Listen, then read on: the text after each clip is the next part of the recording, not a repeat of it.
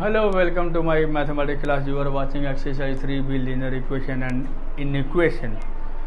So today I am discussing on the question number 7, sub question 1. A man is 32 years old and his son is 5 years old. इसमें बता दिया कि एक व्यक्ति का उम्र कितना है 32 years है और उसके लड़के का उम्र कितना है 5 years. ओके, तो हाउ मेनी ईयर्स हेंस, मतलब कितने साल बाद में will the father's age be 4 times that of son, जो कितने साल बाद में जो उनके पापा हैं वो अपने बेटे से 4 गुना ज़्यादा हो जाएगा. तो कितने साल बाद में, you have to find out the number of years. Okay, तो इसको हम कैसे करेंगे. देखो, मैंने पहले लिख दिया कि मैंस प्रेजेंट एज मतलब अभी उसकी उम्र कितनी है. मैंने बोला 32 ईयर्स. तो सन्स का उम्र कितना है,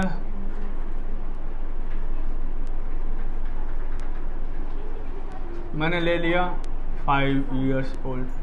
तो कितने साल बाद में, देखो मेरी उम्र आज मान के चलो कि मेरी उम्र 40 years है, आपकी उम्र 10 साल है. अगर मैं 5 साल बाद हम लोग दोनों मिलेंगे तो मेरी उम्र कितनी हो जाएगी 40 + 5 मतलब 45. तो आपकी उम्र कितनी हो जाएगी 10 + 5 मतलब 15. मीन अगर हम 5 साल की बात करते हैं तो इसका मतलब ये होगा कि हम इसको क्या करेंगे, ऐड करेंगे, है ना. तो ठीक ऐसे ही बोला है कितने साल बाद में, तो हमें मालूम नहीं है कि कितने साल बाद में, तो नंबर ऑफ ईयर्स जो है उसको हम क्या मानेंगे, एक्स मानते हैं. ओके, तो मैंने लिखा आफ्टर व्हाट एक्स ईयर. मेरे को तो मालूम नहीं है कितने साल बाद में, तो इसलिए मैंने आफ्टर क्या लिख दिया, एक्स ईयर. तो मैन का उम्र क्या मान लेता हूं मैं, मैन का उम्र क्या हो जाएगा 32 + एक्स. तो लड़के का उम्र क्या हो जाएगा 5 + एक्स. ओके, तो मैंने जैसे आपको बताया कि हम 5 साल बाद में मिलेंगे, तो मेरा ऐड प्लस हुआ. इसमें हमें मालूम नहीं है हम कितने साल मिलेंगे, मालूम नहीं है, तो मैंने क्या किया प्लस एक्स कर दिया. दोनों के साथ क्या हो गया, प्लस एक्स हो गया. ओके, तो अब आपको क्वेश्चन बोला था कि जो फादर एज है वो अपने लड़के से 4 गुना ज़्यादा है. ठीक है, ये अकॉर्डिंग टू क्वेश्चन में है. तो इसका मतलब ये बता दिया कि जो father according to question, okay,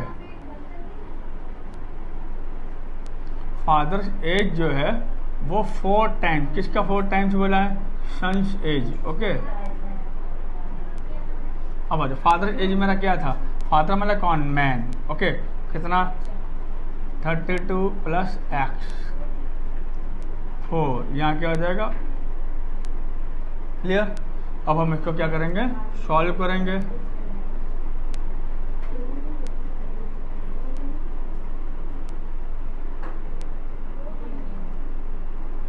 clear. तो ये 20 को मैं लेफ्ट साइड ले गया, माइनस किया 12 आ गया. ये x को मैं राइट साइड ले गया, 4x - x क्या हो गया 3x हो गया. ओके, तो x = व्हाट 12 / 3. इसका मतलब मेरा आंसर आ गया 4. इसका मतलब ये हुआ कि कितने साल बाद में ये 4 गुना ज़्यादा हो जाएगा, तो आफ्टर 4 years. ओके, तो कैसे लिखोगे, the father's age will be 4 times that of son age after क्या लिखोगे 4 years. आफ्टर 4 years मेरा आंसर आ जाएगा. क्लियर हो गया. नेक्स्ट क्वेश्चन देखो, क्वेश्चन नंबर 8. ये है क्वेश्चन नंबर 8. ओके, तो क्वेश्चन नंबर 8 में क्या लिखा, a women is 7 times as old as her son. पहले बता दिया कि जो वोमेन है वो अपने लड़के से 7 गुना बड़ी है. तो अब सोचो अगर 7 गुना बड़ी है तो पहले बता दिया, तो मैंने लिख दिया कि लड़के का उम्र मैंने क्या मान लिया एक्स. तो पहले ही बोल दिया कि जो उसकी माँ है वो अपने लड़के से उम्र क्या 7 टाइम बड़ा है. तो 7 टाइम जब बड़ी है तो 7x हो गया. ये भी क्लियर हो गया. ओके, फिर बोला गया आफ्टर 5 साल के बाद की बात हो रही है, तो मैंने अब यहाँ लिख दिया आफ्टर 5 years. अब देखो जब 5 साल की बात करेंगे तो फिर लड़के का उम्र क्या हो जाएगा, x+5 है ना। तो वोमेन का उम्र क्या हो जाएगा, 7x+5। बोलो क्लियर हो गया ना ये। ओके अब आपको बोला कि what are the present age of mother and son. बोला कि मम्मी और उसके बेटे का उम्र क्या कितना है, लेकिन आपको बोला कि 5 साल के बाद उसकी जो माँ का उम्र है वो 4 गुना बड़ी हो जाए, 4 गुना किससे, अपने बेटे से।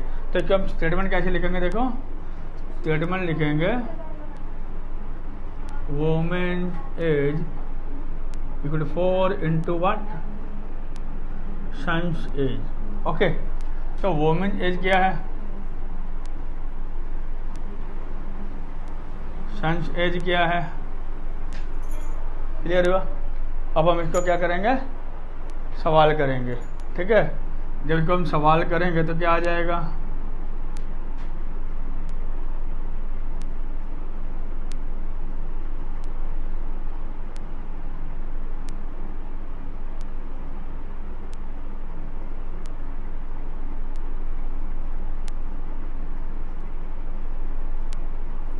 ये x निकला, x किसका है, x हो गया सन्स एज। ओके तो मैं समझ जाऊंगा कि सन का जो उम्र है वो कितना है, यानी कि प्रेजेंट सन। देखो यहाँ पर लिखा प्रेजेंट एज, तो ये प्रेजेंट एज है मेरा। ओके तो सन एज क्या हो जाएगा, 5 ईयर्स। तो इसकी मम्मी का क्या हो जाएगा, ये वोमैन होगा, ठीक है, वोमेन नहीं होगा, वोमैन एज क्या हो जाएगा, देखो और 7x मतलब 7 × 5 कितना हो गया। तो लड़के का उम्र कितना है, 5 साल, और इसकी मम्मी का उम्र कितना है, 35 ईयर्स। कहीं ऐसा सवाल ना हो जाए कि बेटे का उम्र 35 हो जाए तो उसकी मम्मी का उम्र 5 साल, तो ये गलत हो जाएगा, ठीक है। तो ये आपको कैलकुलेशन थोड़ा बढ़िया से करना होगा। तो मैं उम्मीद करता हूँ कि आपको बिल्कुल समझ में आ गया होगा। देखो पूरा क्लियर हो गया। तो आप इसको बढ़िया से क्वेश्चन पढ़िएगा, इक्वेशन बनाइएगा, सॉल्व कीजिएगा, ठीक है बच्चों। तो क्लियर हो गया। तो ये आपका आंसर आ गया। Okay now question number 9। तो 9 में क्या दिया, देखो the cost of 3 identical chairs. The cost of 3 identical chairs का मतलब है तीनों चेयर एक ही जैसा है तो उसका कीमत भी तो एक होना चाहिए, अलग अलग कंपनी नहीं है, ठीक है। एंड 2 आइडेंटिकल टेबल, टेबल भी दोनों एक ही तरह का है। तो द कॉस्ट 3 चेयर और 2 टेबल का मिला के कितना दे दिया, 2140। उसका अगला जो स्टेटमेंट है ध्यान से देखोगे क्या बोला, if a chair cost 120 rupees less than A table. बोले जो चेयर का जो कीमत है वो टेबल से 120 रुपया कम है, टेबल से 120 रुपया कम है। अब सीधा दिमाग लगाओ कि टेबल का दाम क्या है, ज़्यादा है, चेयर का दाम क्या है, कम है। तो आपको बोला कि चेयर का कीमत और टेबल का कीमत कितना होना चाहिए। तो मैं एक मानता हूँ कि मैं टेबल का रुपीज़ क्या मान लेता हूँ, x मान लेता हूँ। टेबल का कीमत क्या हो गया, x हो गया। तो चेयर का क्या हो जाएगा, x - 120, क्योंकि 120 रुपया वो कम है। समझ में आ गया। अब आ जाओ तो लिखो लेट, मैंने लिखा प्राइस ऑफ ए टेबल। देखो मैंने ए टेबल लिखा, ए टेबल मतलब एक टेबल का कीमत मैंने क्या माना है, ₹x। तो फिर प्राइस ऑफ ए चेयर क्या हो जाएगा, बोलो x - 120। आप ये मत सोचिएगा कि 120 - x, नहीं, x बड़ा है उससे वो 120 रुपया क्या है, कम है। ओके लेकिन आप दुकान में क्या खरीद रहे हो, 3 चेयर खरीद रहे हो और 2 टेबल खरीद रहे हो। ये एक चेयर और एक टेबल का कीमत है, मैं 3 चेयर खरीद रहा हूँ। तो अकॉर्डिंग टू क्वेश्चन जब आप 3 चेयर खरीदोगे तो मैं यहाँ लिख देता हूँ, मैं लिख देता हूँ, आपको समझ में आ जाएगा। प्राइस ऑफ क्या, 3 chair plus price of 2 table equal to how much, 2140। मैं अभी इक्वेशन बना रहा हूँ इसलिए मैं रुपीज़ नहीं लिखूँगा, कोई दिक्कत नहीं है। ओके तो देखो ये एक चेयर का दाम था ये, तो ये 3 चेयर का दाम क्या हो जाएगा, देखो 3 यहाँ पर लिख दो, क्लियर। प्लस यहाँ पे क्या लिखा था, प्राइस ऑफ 2 टेबल, 2 टेबल क्या था x इक्वल टू 2140। बोलो क्लियर हो गया। तो अब इसमें हम क्या करेंगे, सॉल्व करते हैं। तो 3 को पहले इसको हम जब सॉल्व करेंगे देखो क्या आता है,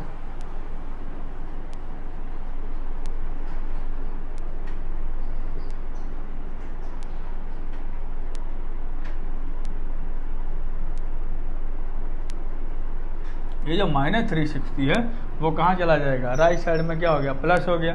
तो अब आप इसको जब सॉल्व करोगे तो कितना आ गया, ओके। जब मैं x निकालूंगा तो कितना आया 500। तो आप ये सोच के चलो ये हमारा x का वैल्यू आ गया। तो मैंने x किसको माना था, टेबल को।